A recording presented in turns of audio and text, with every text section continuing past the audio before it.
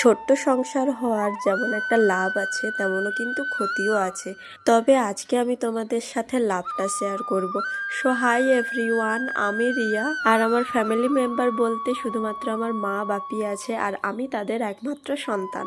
তবে বাপিও আমাদের সঙ্গে খুব একটা থাকতে পারে না। সকাল থেকেই আজকে শরীরটা খুব খারাপ লাগছিল, যেন মনে হচ্ছে গাটা গরম গরম। মাকে বললাম দুপুরে আজকে আমি রান্না করব না, আর তোমাকেও রান্না করার দরকার নেই, ভাত তো অলরেডি হয়ে গেছে, শুধুমাত্র আলু ভাজা করে নেব, আলু ভাজা আর পান্তা খেয়ে নেব। সারাদিন তো শুয়ে থাকতে একদমই ভালো লাগছিল না, তাই জন্য মাকে বললাম চলো একটু বাগানে যাই। আর এই যে কলমের আম গাছটা দেখছো, এটা 2.5 বছরের গাছ, কত ফলন হয়েছে। তবে যে হারে মুকুল এসেছে তার থেকে ফলনটা একটু কমই হয়েছে। আমার খুব ইচ্ছে ছিল একটা ছোট্ট আম গাছ হবে, আমি হাত বাড়িয়ে পেড়ে পেড়ে আম খাবো। এই জন্য মা তো এখন আমাকে বলে, দেখ তোর আশা কিন্তু আমি পূর্ণ করে দিয়েছি।